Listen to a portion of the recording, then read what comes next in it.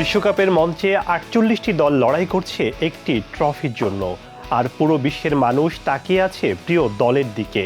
কোটি কোটি সমর্থকের স্বপ্ন, আবেগ আর প্রত্যাশা যেন মিশে যায় একটি সোনালী ট্রফিকে ঘিরে। চ্যাম্পিয়ন হওয়ার পর বিজয়ী দলের অধিনায়ক যখন এই ট্রফি মাথার ওপরে তোলেন, তখন পুরো পৃথিবী স্তব্ধ হয়ে যায়।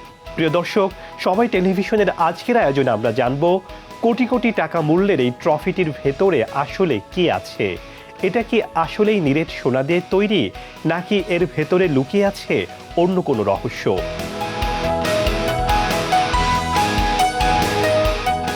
অনেকেই মনে করেন ফিফা বিশ্বকাপ ট্রফির পুরোটা খাঁটি সোনা দিয়ে তৈরি।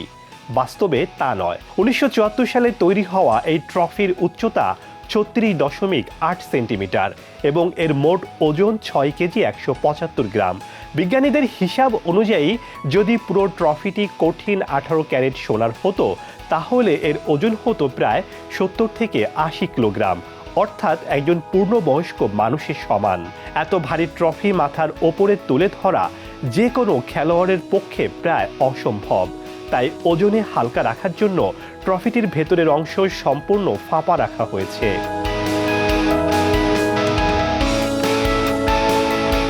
ট্রফিটির ভেতরটা ফাঁপা হলেও বাইরের অংশ তৈরিতে ব্যবহার করা হয়েছে 18 ক্যারেটের প্রায় 5 কেজি খাঁটি সোনা, অর্থাৎ এই ট্রফির প্রায় 75% নিখাত সোনা।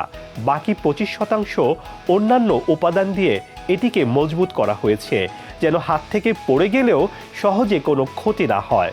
বর্তমান বাজারে কেবল এই সোনার দামই কয়েক কোটি টাকা। বিশ্লেষকরা মনে করেন এই ট্রফির ঐতিহাসিক মূল্য ও গুরুত্বের কাছে এই দাম কিছুই না। ট্রফির একদম নিচের দিকে সবুজ রঙের দুটি চমৎকার স্তর বা ব্যান্ড চোখে পড়ে।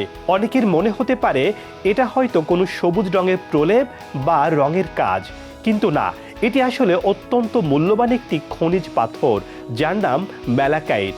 আফ্রিকার কঙ্গো থেকে আনা এই ম্যালাকাইট পাথর ট্রফিটির ভিত্তিকে যেমন রাজকীয় রূপ দিয়েছে, তেমনি এর স্থায়িত্ব বাড়িয়েছে।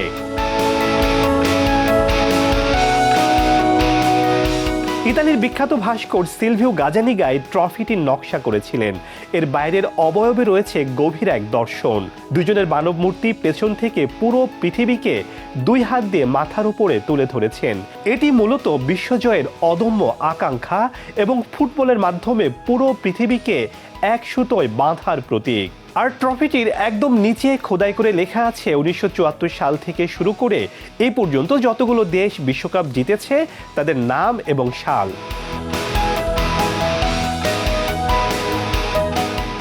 মজার ব্যাপার হলো, আসল বিশ্বকাপ ট্রফিটি বিজয়ী দেশ আজীবনের জন্য ঘরে নিয়ে যেতে পারে না।